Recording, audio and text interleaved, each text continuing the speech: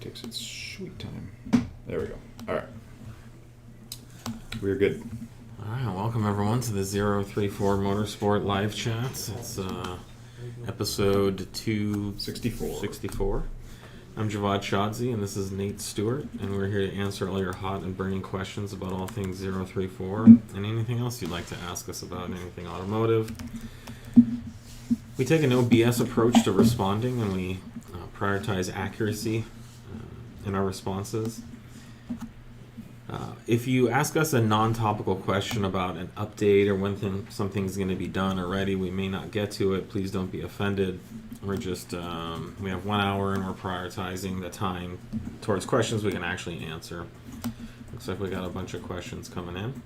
Yeah, actually, give me 1 second. I think I found the audio issue. Ah, there you go. What else? Give me a second, Mike.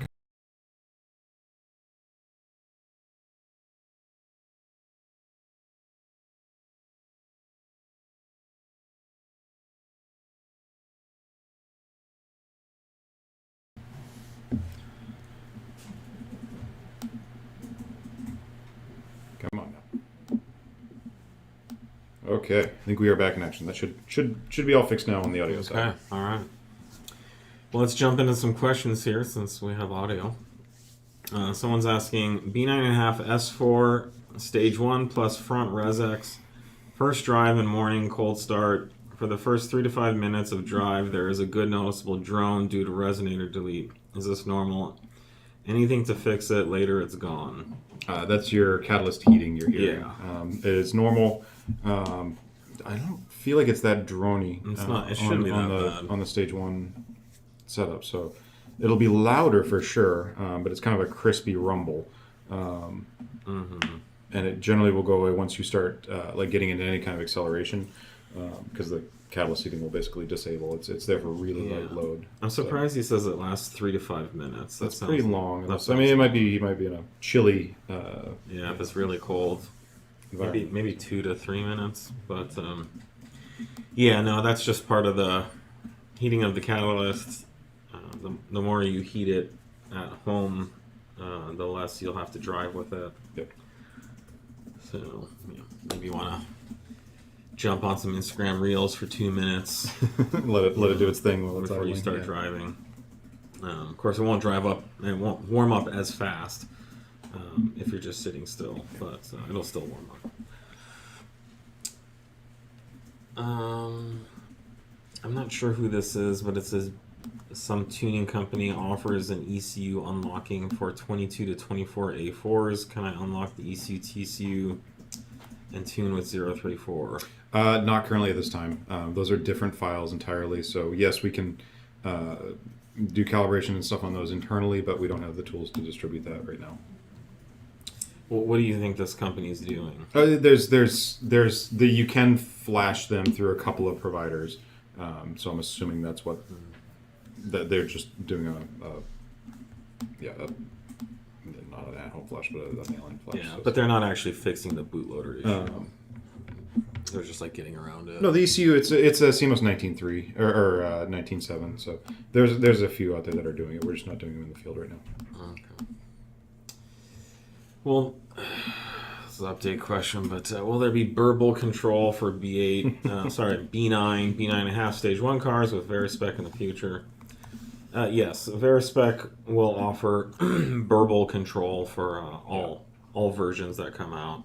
It might look a little different from one to the other, but in general, we will be. That I would say would be a foundational Varispec. Pretty standard feature, because it's one of the more common things we have to like provide custom files, but not custom, but versions of files for people for. Yeah. B9.5 S4, while installing 034 transmission mount insert, one bolt was being difficult and making rubber squeaky sound, and I had to use extra power to install that bolt. At the end, it was still torqued to 30 newton meters problem. That sounds like a cross-threaded bolt. Well, it's like all the way in. I think number 2 is also attached to that number 1. So. To me, it sounds like the transmission was not in alignment, and so it was putting a preload on on the I mounted could see that, bolt. yeah. Because the bolt is going into the transmission. So I think as far as torquing, you should be okay. In general, if that's happening, I would recommend moving or shifting the transmission until the bolt threads in without that resistance. Yeah. Just because I'm less concerned about the torque and more concerned about a preload on that And mount. that's what it sounds like could. if you read the next question. It's the same. When revving, same guy, when revving my 21 S4 in park mode and almost when the RPM is about to settle and shakes a bit, this started only after the transmission. Yeah. Okay, well, it could be because you have a preload on the insert, which would mean that the metal surface that the insert goes in between the rubber and the metal surface, it has a preload on it, so there's more pressure on it. With that said, the inserts do create a little bit more NVH in park mode and especially in drive mode when you have your foot on the brake, like when you're at a stoplight or in reverse. You'll just notice a little bit of extra vibration that you didn't notice before.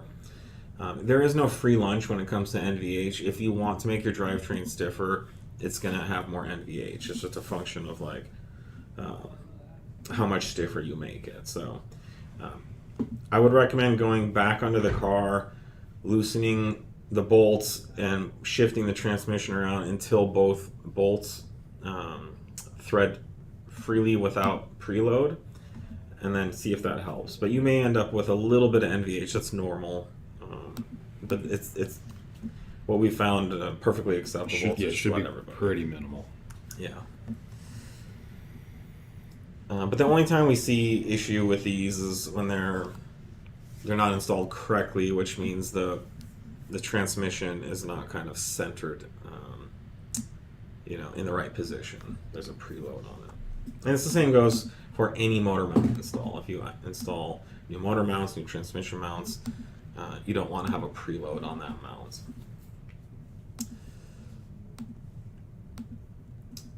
How can I make second gear launch with my RS4 B9? We're going to be bringing all of the features that we have for the S4, the 3-liter motors, to the 2.9 stuff soon. It's not there yet, but it'll be one of the available options you'll have. How do people get sponsorships? Well, you would have to contact us and apply. A sponsorship is, I'll speak for 034 Motorsport, it's a type of business / marketing arrangements between our company and you as a customer. The business proposition is that we will give you parts that have value, and in return we receive marketing, exposure,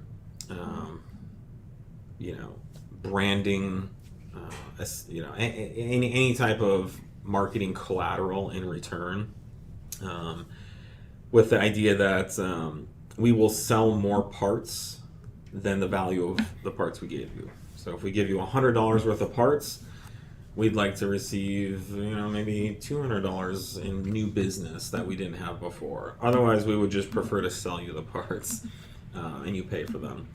So these days, that used to be, you do a project and you post about it on a forum and you do detailed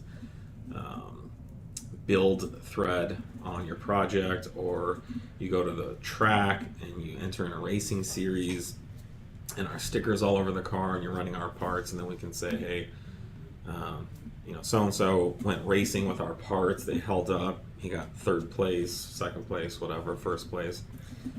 These days, if you want a sponsorship, it's probably going to mean that you have some kind of followers on social media. Yep.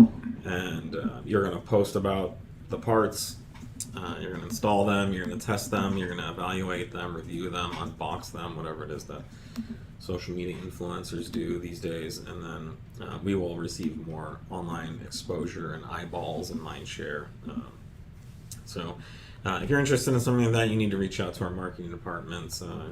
Social at 034motorsport.com is usually a good way to do that. We don't just hand them out to anyone and just because you ask, you know. Our parts are very good, they're very valuable, and we have no trouble selling them for the price we ask. So, but we do love working with great people like the Humble Mechanic, like David Mushienko, and so many of you on social media that share our stuff. We love working with in that way as well. It should be organic, though. You know, we're not here to like. Yeah, we're not trying to follow. You know, just finagle. Yeah, just push. You know, a narrative of a product. We want it to stand on its own. Yeah, like David Mushienko uses our products. He has set world records or goes drag racing with them. He installs them at his shop. You know, he's like the real deal. And so, if he wants to review one of our new products and do a video about it, we'd be happy to send him one. But we also know that he really does like our products and he believes in our products and he uses our products. I think there's a lot of companies out there that will be like, hey, we'll send you something for free, just make something up about it. Yeah, here's your talking points. Yeah, that's not what we're looking for. We're looking for authenticity in these engagements. Usually we get that for free. Usually someone buys one of our products for full price, they love it, they do a video about it, they review it, you know, and we don't have to pay them or give them anything. That's the ultimate. Because somebody really likes it, they talk about it. It means we've done something right. Yeah, we've got an exciting thing to talk about. Exactly. Are the 2.0T B8 B9 chassis vehicles more balanced in terms of handling than their bigger 3.0T siblings? I think we would definitely agree. Yeah, I think it's not like getting into a Miata or something, you know, but it's definitely better balance. I'd say they do feel a little sharper on turn in. They do feel a little less, lighter. Yeah, just a little more nimble. Yeah. But yeah, they are, and they do have better turn in, just more balanced going into corners. They feel less nose heavy. So, yeah, I think everyone agrees. Yep. I always like to talk about we don't anymore, but I guess we do have another one. But our first B9 A4, I tracked that a lot, and I loved the balance of that car, especially with our suspension, our springs and sway bars, and our camber, a little bit of camber in the front. That's a really nice handling car. Will you guys have any sales on your tunes? Thinking of switching from Jackal to you guys? Yes, we do have sales coming throughout the year. We don't pre-announce them. However, we do have a switching discount every day. That's even cheaper than any of our sale prices. Yeah, it's going to be better than the sale pricing anyway. So if you're interested, reach out to us, sales at 034motorsport.com. We can offer you our competitor switching for Jackal specifically. But for any other tuner switching. And we do a lot of switching. It's very, very popular.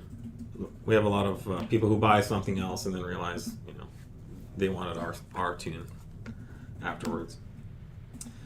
Can I use your Stage 3 tunes with the pure turbo 800 on my B9 RS5? No. All of our calibrations are designed for a specific hardware set. Particularly, and most importantly, I would say, is the correct turbo being run for the given hardware or given software. So, we spend a lot of time. Our Stage 3 files are tailored and set up for each turbo and the response. So we don't recommend swapping around all willy nilly. Yeah, we do not condone or recommend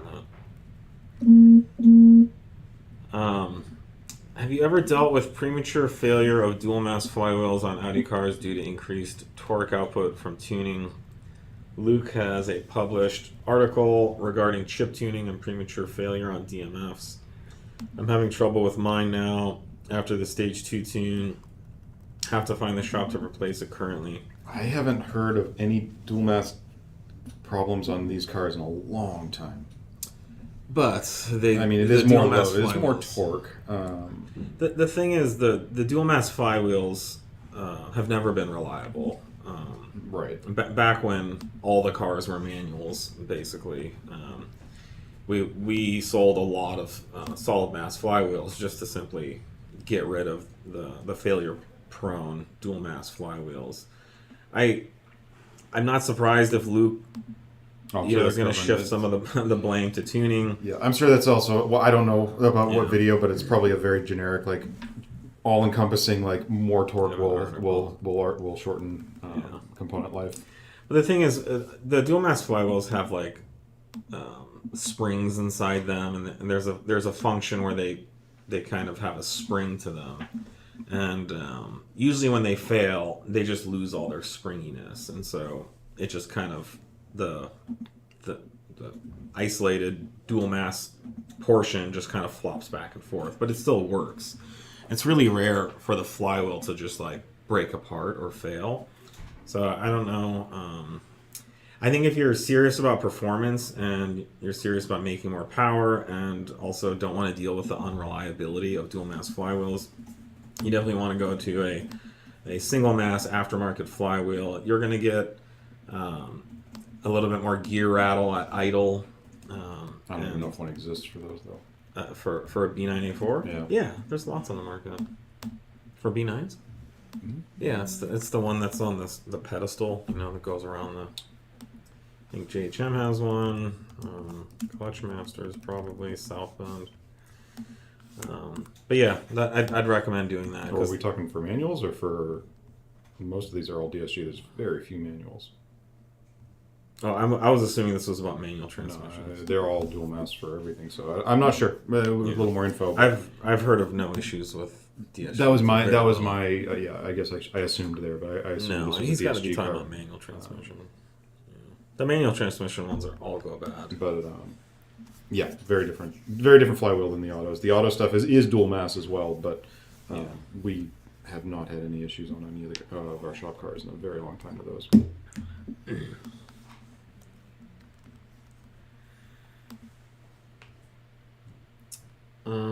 I'm currently stage 1 plus E85 tuned B9 RS5. The car feels fantastic and fast as fuck.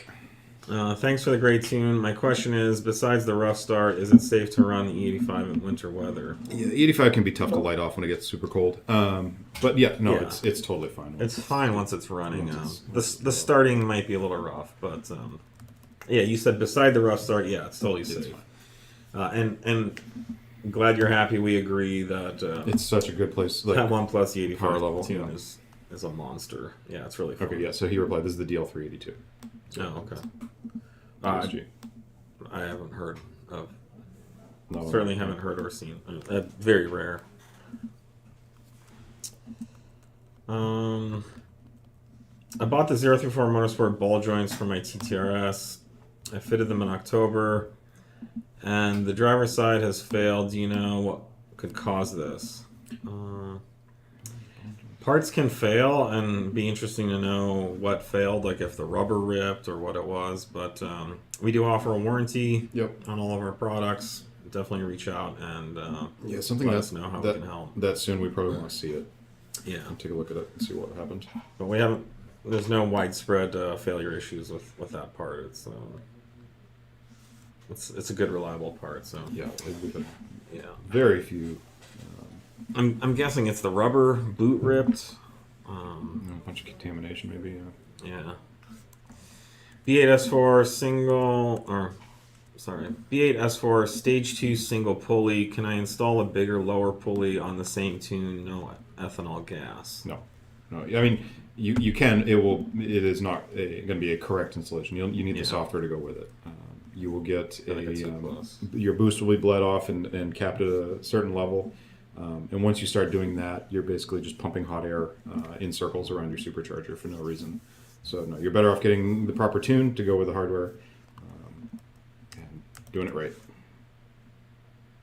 That's nothing really to do about fueling or gas. It's the calibration itself is requesting a certain amount of airflow. Mm-hmm. B9 A4 EA888 Gen 2 here. Classic turbo wastegate problem. Want to swap with hybrid KO4 How will that go with 034 Stage 1 and 034 Racing Cat? This is the same conversation we had before. Unless we have a specific calibration for the turbo setup you're running, we can't ever condone or guarantee it's going to work correctly. Yeah. So we have a KO4 file for that car, but not a. I don't know what hybrid you've got.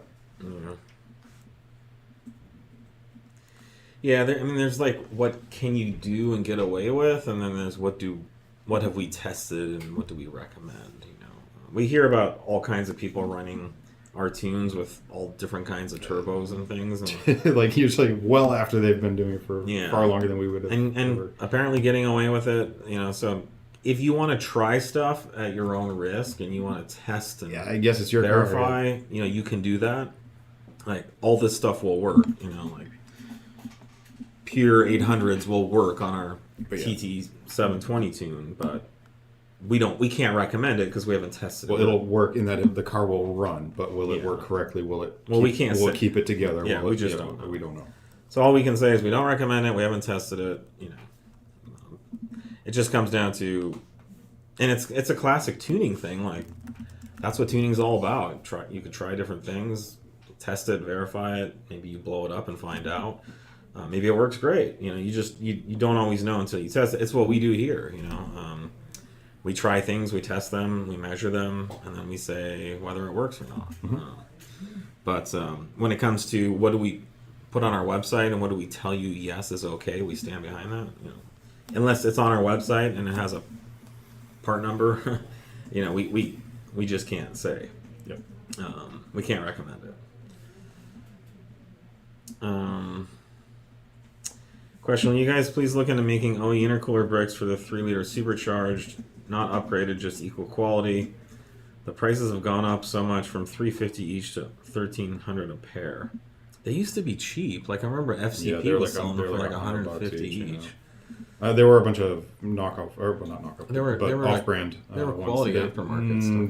They never held up like the OE. The stuff. FCP ones? I don't know. FCP had OEM They stuff were like for a long Bear time too. or whatever company that makes them. One of them that came out. I cannot remember which one was Yeah. flooding the market for a while, but they all kind of. No, there had was some much crappy shorter stuff life. too, but FCP was like OE replacement. Yeah, and they were if it's cheap. the OE replacement, but yes, they used to be.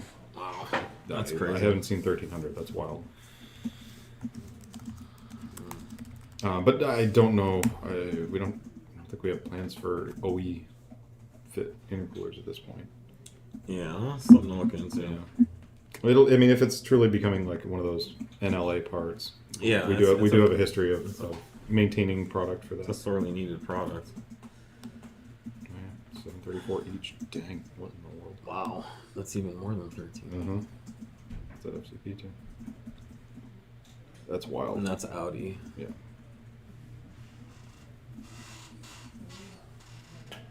Oof. Crazy. Okay.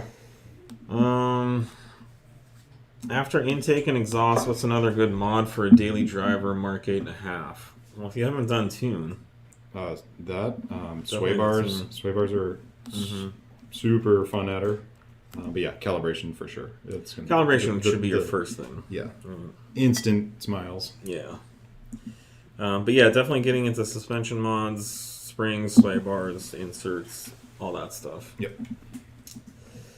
You want to answer number one? Or Yeah, we can ask it. yeah. Do you guys use Simos tools for recalibration? Not at all. No, we have all of our own tools and tool chains that we've written for all of our CMOS calibrations going all the way back, the early CMOS 8 stuff. We have all of our own high-speed data acquisition stuff we've made for those, and all of the logging and monitoring and all that is all in-house. Mm-hmm. Do you guys work on BMWs at the ZTF San Jose location? Absolutely. Heck yeah. At both Fremont and San Jose, we work on BMWs, Porsches, anything. We'll work on anything. We definitely specialize in BMW, Volkswagen, and Audi, but we will work on anything.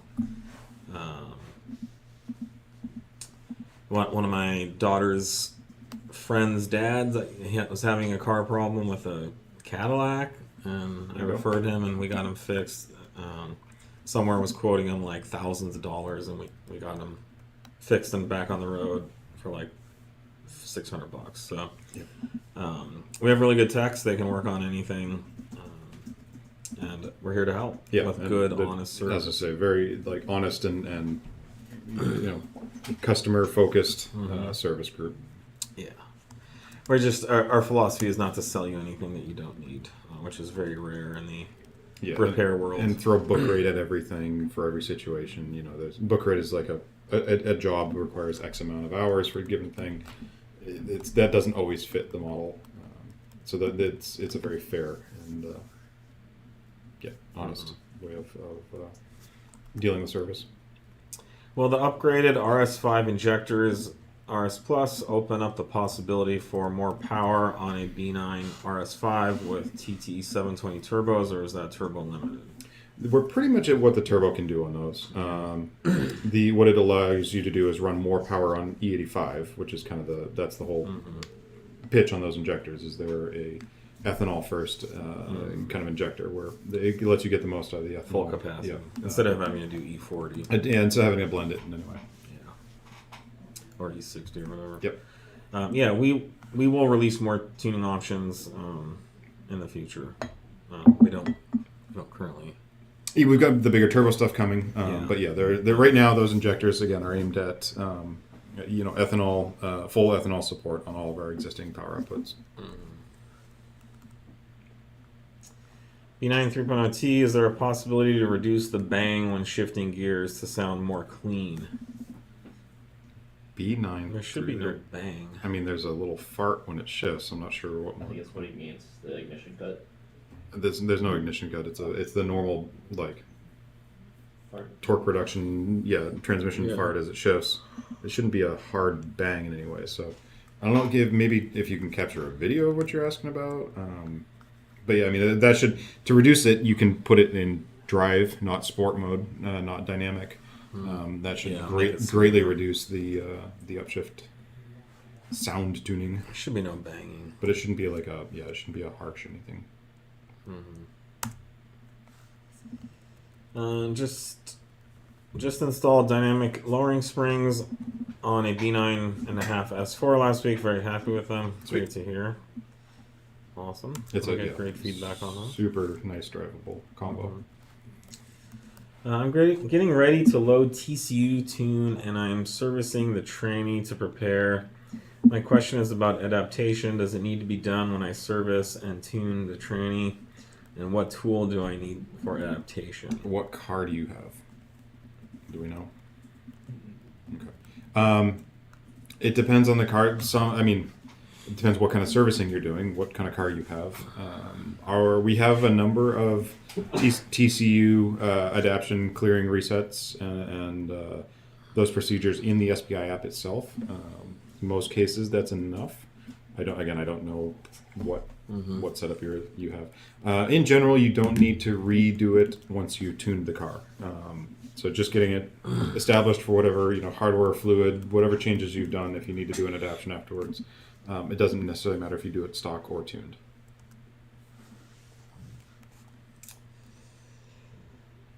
Do you do giveaways? We definitely do. We've done contingency stuff for a while. It's not a giveaway. It's not really a giveaway. You gotta do some work for it. What is a giveaway? We do raffles at all of our open house stuff. Like a promotional thing. We're not doing the build a car and give it away thing like many a YouTuber likes to do these days. It sounds like we don't do giveaways. Yeah, maybe not in that sense. We do raffles. I'm not sure exactly what that means in these days. I mean, we had a whole talk about the sponsorship earlier. That might be the closest analogy. We do give away fun and smiles with every sale. Yeah. Free. Smiles per miles. Yeah. And excitement. Passion. How do I move transmission from below the car? I'm using car ramps and install the inserts. I think this is the gentleman that we spoke about. Move the transmission? Yeah, so generally we just do it with a jack, or depending on the transmission, sometimes when you pop that transmission mount, the whole motor will set back, and it can be a little tricky if you're on ramps too, because you kind of the weight of everything is coming back. So we've had guys do straps to pull it forward. I'd say like a pry bar. Is Usually good a way to pry go. bar, yeah. You can kind of get in between the to subframe and the flange. 2 spots and kind of leverage Yep. the motor transmission one way or the other. That's the best way to do it. It doesn't take that much. Yeah, I wouldn't. I mean, this is a quick thing, right? You just need to get a pry bar in there, get the transmission right place till the both bolts thread in easily, tighten them, torque them, and you're done. You don't have to like straps and all that stuff. It's probably not necessary for that. Yeah, now that I'm thinking too, the straps were more the transverse cars, where the motor would pendulum more, so you can kind of hold it there with the straps while you're doing a bunch of stuff. Because sometimes it's a subframe out. Yeah, that the whole motor gets so it loose on rocks, those. With an A4 B9 B9.5 rear sway bar and attempting to throw or swing out the rear tires in a low-speed turn by throttling into a tight turn, do we have concerns about runaway oversteer? Or the videos? Runaway oversteer is on you, bro. Yeah, no, runaway oversteer from throttle on a quattro is very hard to do and probably not going to happen. And a runaway on an A4. Especially on an A4. It'll even less so. You don't have that torque wall. Even on our big turbo S and RS cars, you still got to work on it to get the thing to really step out. Yeah. I mean, if you're on sketchy roads or tires or your traction is limited, you can get any car into a tank slapper. But Yeah, so the reality is actually the opposite of what you said. So if you go into a corner hard and you stay on the throttle, a car like an Audi Quattro is going to push. You would have to have a ton of power and probably a center diff that biases the rear substantially, like an R8, to get throttle-induced oversteer. So typically when you see cars push really bad going through a corner, it's because they're still on the throttle. Now the reason I say it's counterintuitive is you can get runaway oversteer in an A4, and if you go into a corner fast and you lift off the throttle, that's when you will get oversteer. So it's actually from having no throttle, not from having throttle. You see this in all the cars and coffee, leaving the cars and coffee, crashes. Guy gets on the throttle, back end steps out. What do? They lift and they try to hit the brakes. Car just slides sideways right into the crowd or the telephone pole or whatever it is. Now, if these guys would just stay on the throttle, they could control the slide and then slowly back out of the throttle, straighten the car out, and keep going, which is the right way to do it. But the second the back end steps out, they freak out, they lift, try to hit the brakes, nothing happens, and the car just slides out of control. So in an A4, by putting a stiffer rear sway bar, you can optimize the weight transfer to be more loose or towards oversteer when you lift off the throttle or when you apply the brakes. So we would call this trailing throttle or trail braking going into a corner. So you would accelerate to the braking zone, brake, turn the steering wheel, and at that point you would get back on the throttle, but then as you enter the corner you can back off the throttle, and that's when the rear sway bar will really help the car be more loose or have a more of a turning attitude going through the corner. If you go into the corner too fast, too hard, and you lift off the throttle too fast, then you can spin the car. You can even do that on a stock car. You can do that with nearly any vehicle. Yeah. So what I would recommend is getting into a track day and see if you can get on track. This is where you can really learn how to play with trail braking, trailing throttle, playing with oversteer, realizing or experiencing when the car pushes and how to limit push going into a corner.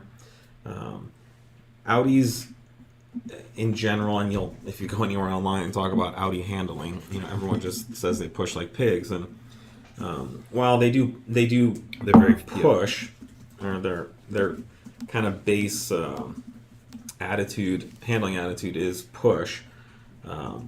that doesn't mean you can't drive them very fast. That doesn't mean you can't neutralize that. It doesn't mean you can't use that to your advantage. Certainly using trail braking or trailing throttle. And by better suspension, better sway bars, these cars can be very fast and very fun to drive.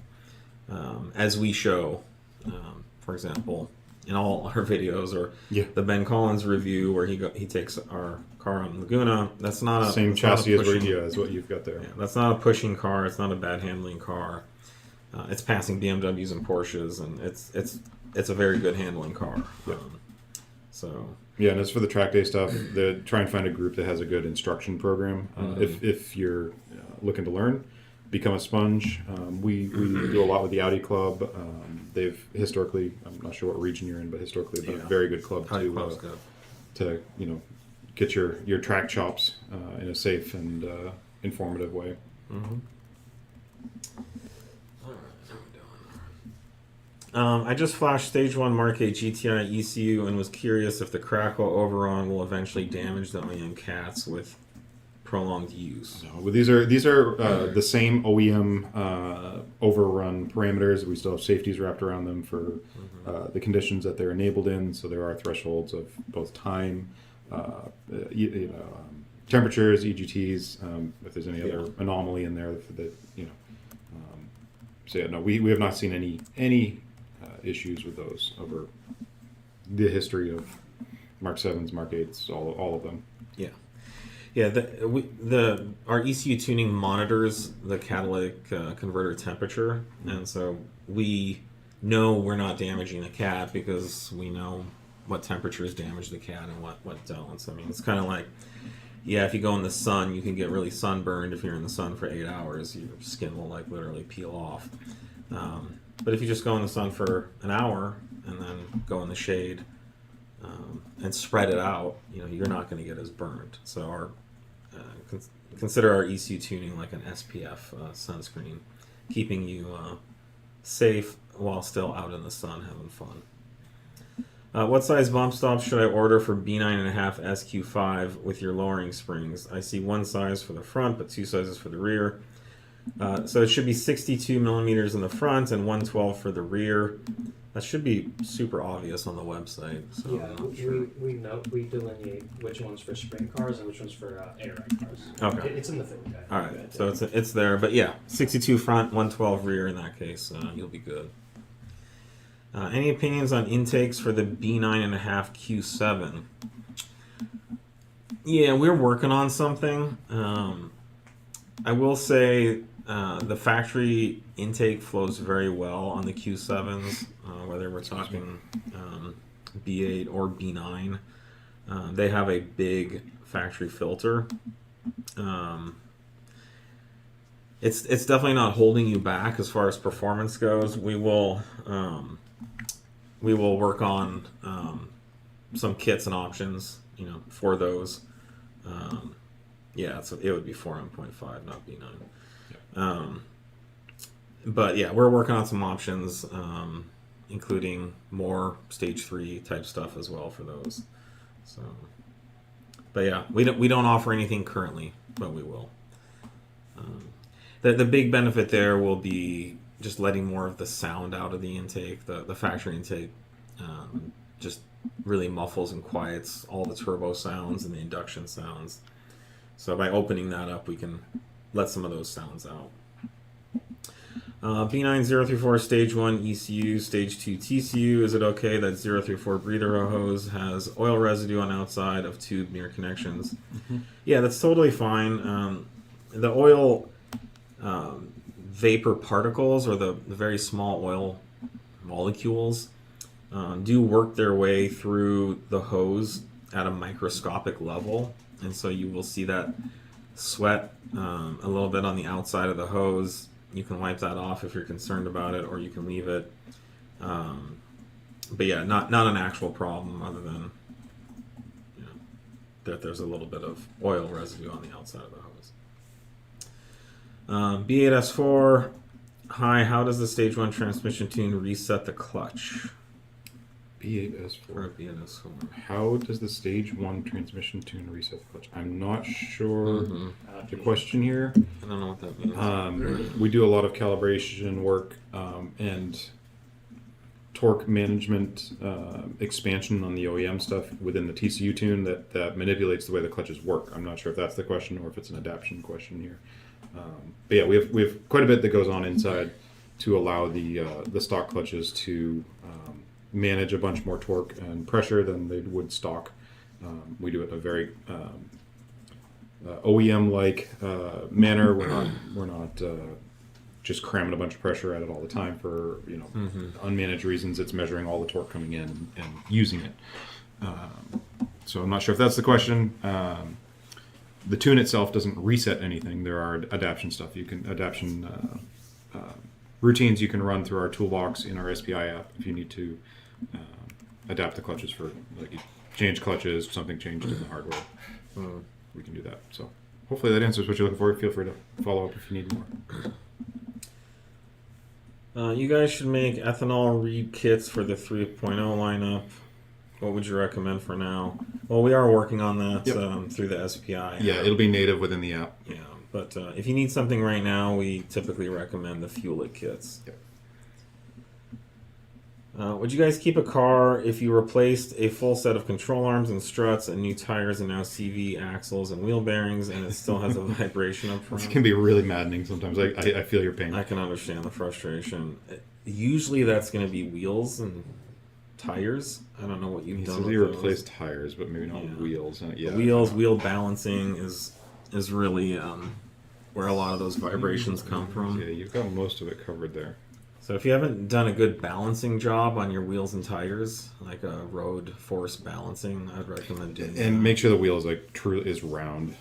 You can get a oval wheel balanced, and it'll still not drive properly. I think a good road force balancing should help you would there. catch that. You can also like swap front to rear, or just try some other wheels and tires from a car that's known good. Yeah. If you have a buddy who has the same car. But yeah, I'd keep the car. You got a ton of good parts on there now. So. Yeah, once you figure that, that's not a hard thing to figure out. It's frustrating. I can sense the annoyance coming through, but yeah, and I don't like. There's times where like your frame's bent or messed up, or that's not what causes vibrations. So. Yeah. Should be pretty easy to isolate. Mm-hmm.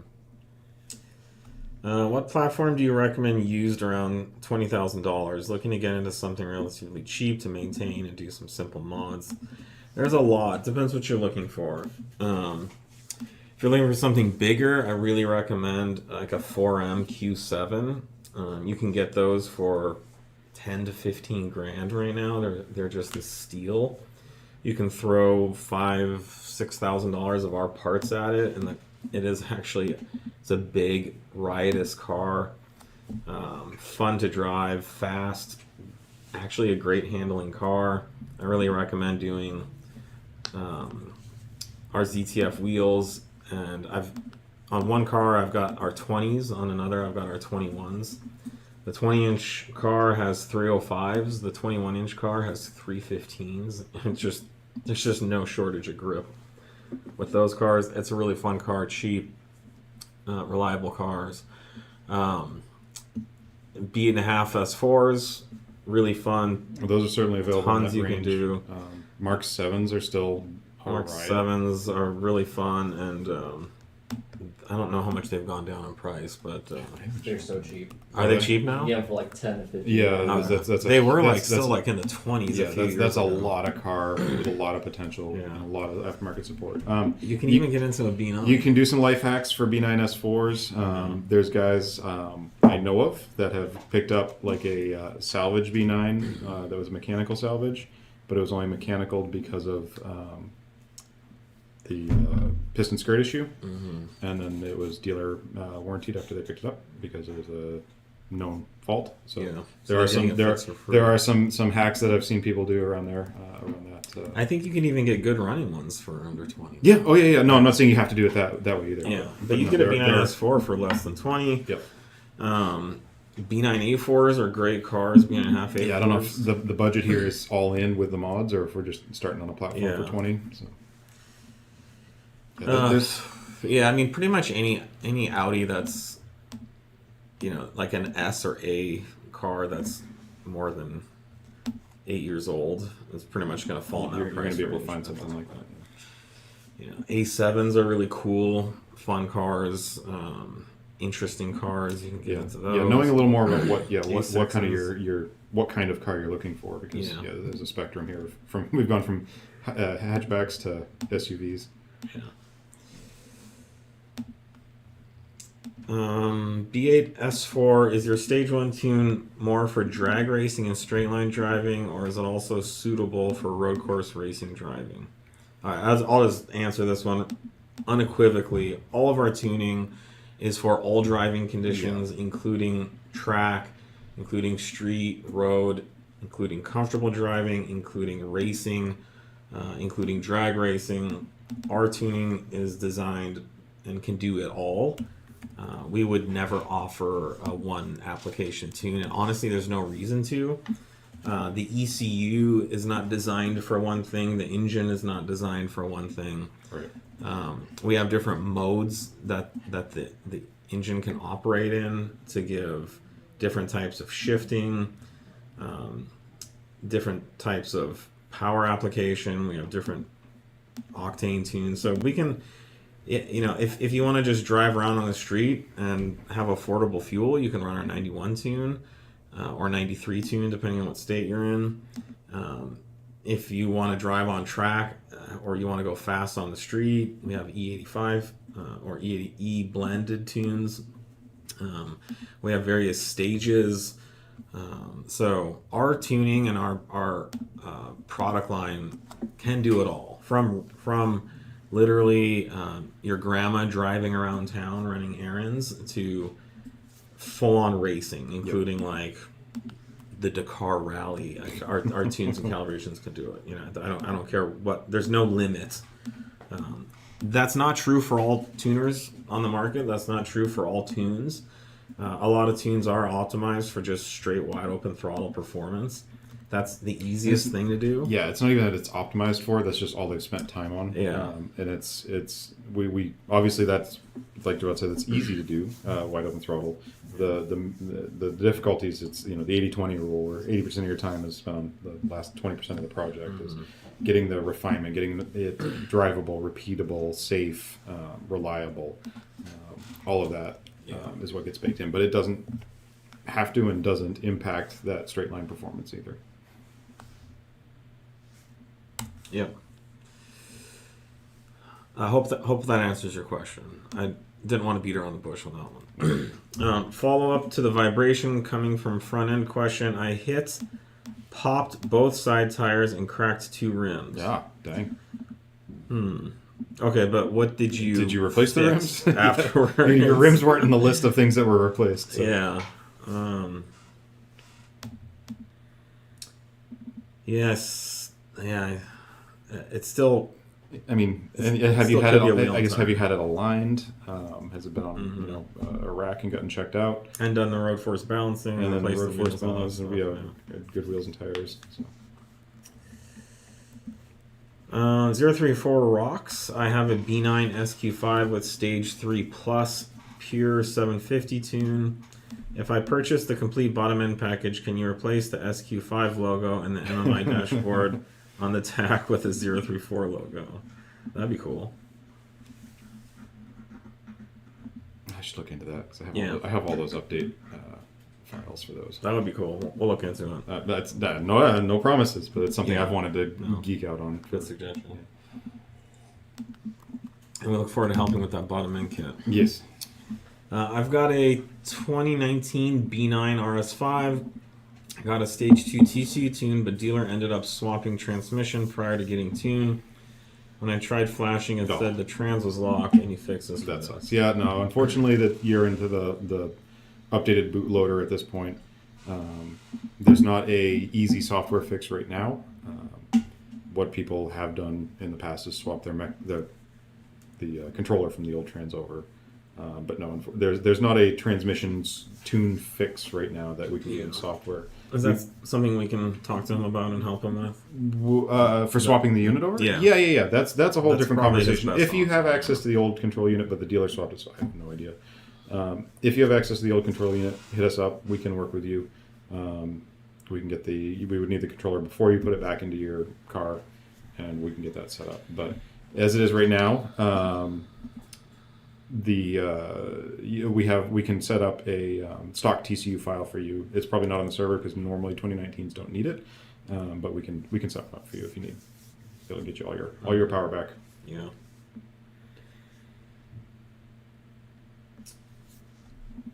Oh, a lot of questions. Oh yeah. How are we doing? We got about 8 minutes left. Do you guys plan to introduce RS Plus injector files for stock RS5 turbocharger applications? They don't really need it. They don't need it. It's not really the thing with the RS Plus injectors is they solve a problem of fueling that doesn't exist on that turbo setup. And when you go bigger and bigger and bigger in injectors, there's always trade-offs, right? So it's not necessarily a completely free lunch. You lose some of the resolution for like gasoline applications. It still runs well and runs appropriately, but it's not as good as it could be as the stock injector. So there's not really a reason to go to that injector setup.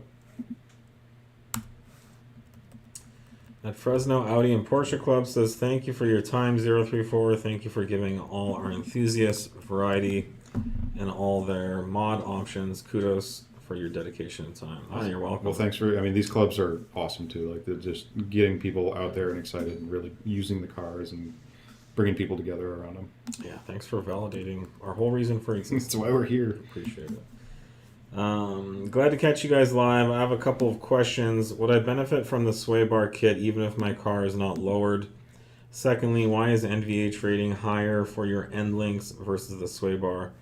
Should I get just a sway bar kit and use the stock end links to not increase NVH? It'd be good to know what application, but yes, a sway bar kit will, one of our sway bar kits will benefit the handling of your car even if it's not lowered, because our sway bars will help reduce body roll even with the stock springs. The whole setup will feel flatter and more planted with springs as well, but you'll immediately feel the benefits of the sway bars even with a bone stock suspension and just the sway bars. So the sway bar itself doesn't and really can't cause any NVH. The sway bar is attached to your chassis or your vehicle, and so it's not that different than you, the passenger. It's just riding along with the car. Where the NVH comes from is once the sway bar gets connected to the suspension, which is typically the lower control arm of the suspension, or let's say the strut housing in the front. That's when all the vibration, which is originating from the tire interacting with the road surface, comes up through the wheel and tire and through the knuckle and the wheel bearing assembly. And that control arm is attached to your wheel assembly as it's rolling, getting hit with all that NVH. And so that NVH can travel up through the end link into the sway bar. Then once it goes into the sway bar, it can come into the frame where you could possibly feel it. I'd need to review what our website says, but none of our end links are high NVH products. Are fully spherical. I mean, all of our end links are basically solid. Very few have any rubber isolation. I don't know what car you have. Yeah, I'm not sure what it's rated. The sway bar, if anything, is probably rated like a 0, and the NVH might have like a 1 or 2 on it. I'm not sure. If you go with any of our Dynamic Plus end links, you're not going to experience high NVH. They're very low NVH. Honestly, I would say not noticeable. I can't think of a single application where I would feel NVH from sway bar end links. So I wouldn't stress it. I would definitely get our Dynamic Plus links. You do want to get our end links because most of the factory end links will fail. Yeah, it depends on the application, but yeah, they're made from plastic or kind of some are even stamped sheet metal. Yep. Many are made from plastic. Some of the metal ones, it's just like a 1/4-inch post that's like spot welded to the that weld breaks. Weld breaks, like on the MQB applications. So you're going to want to do end links. It's pretty much a required mod with the sway bar because our sway bars are so much stiffer than the factory ones. The factory ones work fine with stock, don't get me wrong, but once you triple the stiffness of the sway bar, they don't hold up. The last one. Let's not forget about the original 5-cylinder cars. I just picked up a 4000 Quattro with your standalone engine management and a high output intake manifold. Oh my god. Really? Yeah, that's awesome. Wait, a high output intake? I'm guessing it's the AN manifold. It must be a turbo setup. I'd love to know more about this. Yeah. It's so rare we come across that stuff these days. I always think about that red 4000 I sold. I should have never sold that car. That poor thing. But it was an A and swap. Yeah, there you go. Oh, okay. Yeah. No, I had a. It was my brother's car. It was a red 85 or 86 4000 Quattro, and I yanked the CIS system out, and we put a Stage 1C on it. I think it's an 85 because you had the new bumpers, but the old headlights or something. It was. Yeah, it had the current headlights. Okay. Yeah. Memory. Yeah, 85, 86, whatever year that was, and then I put a cam in it, and it was fun. I mean, it probably had 140 horsepower and breathed really good, maybe 150 horsepower with the. It still had a distributor ignition, rev to like 7,000 RPM, and it had nice suspension on it. That was a fun car. Mm-hmm. Yeah, no, you can get into some of the really the older cars. Although there's a 84 Coupe GT on BAT right now. Oh, the price with 2 days left, 25 grand. Dude. I also had one of those too. Yeah, I bought my first 4000 Quattro for $800 in Boston. Dude, I used to get them for free. Yeah, or they were like throwaway cars, and now they're. I got a car for free once. It just needed a new battery. I got a Coupe GT for an 87.5, like the digital dash. Yeah. Like I got one of those for free. It was literally rotting away in bushes. But I bet that free car now it'd probably go for like 4 or 5 grand. Yeah, I fixed it up and gave it to my buddy. Like, yeah, you shouldn't have. Pay it forward on that one. I know. Should I go with this number 5 real quick? What do you got? Hey gentlemen, really loving my Stage 2 B9 SQ5. I can happily report that I've reached 145,000 miles, 50,000 on Stage 2, and my rocker arms have not failed. Knocks on wood. Stage 3 is next. I have a custom turbo shop that wants to build me a turbo identical to a pure 750 or a TT810. I haven't decided yet. Will that work with your guys' Stage 3 file? I understand it's uncharted territory, and you can't say for sure, but if we're targeting the same specs as these turbos, do you think we'll be all set? Man, no. I don't recommend doing that. Many warning bells are going off in my head that you have a turbo shop that's just going to build you I don't know why similar turbo. Yeah. Given the fact that there are perfectly good, tested, tried and true pure 750 and 810 turbos, the 810 is now a newly updated, more reliable version than the last version, which was perfectly reliable. Which had like thousands of samples and refinements and whatnot done. I don't know why you would have someone do a custom build to do the same turbo. Yeah, I'll tell you, I dealt with these custom turbo shops for years, and we just had so many issues. Yeah, we're not trying to throw shade at the one I don't know who you're dealing with, but you're trying to replicate something that already exists. It doesn't really serve a custom turbo shop, in my opinion, is something that you could do when nothing else exists, and it's the only option. So you could go that route. But there are beautiful, perfect turbo options aplenty, including the 2 you listed. That we have tunes for that support those turbos. Yeah. So my best advice. Even if you don't go with our stuff, if you go just stick with the production stuff, you're gonna have the best time doing that. Dude, this coupe is clean. Yeah, it's clean. That's a really to be clean fair, car. it's an 82. I like the later ones a little bit. Oh yeah, it's that early generation. It's the early gen. But it's perfect, and it's totally solid. Is it still 25? Yeah, it's 25. Yeah. Oh, it was 25 this morning. Oops, there you go. But yeah, that's a clean car. Yeah. I see some of these like Rabbits and Mark II GTI 16 valves pop up, and yeah, memories. Definitely the nostalgia thing.